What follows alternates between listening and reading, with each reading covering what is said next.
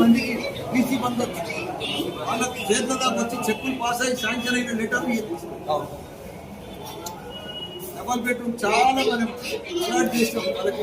Double bedroom కూడా రాలేదు కదా, డబల్ బెడ్రూమ్ కూడా పెట్టారు, డబల్ బెడ్రూమ్ కూడా రాలేదు. వాళ్ళు అదే అస్త్రం వాడుతున్నారు కదా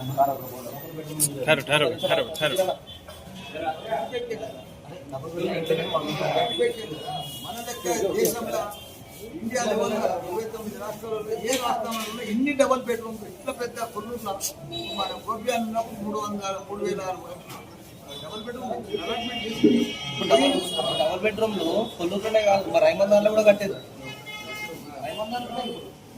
ఇప్పుడు డబల్ బెడ్రూమ్ ఇచ్చింది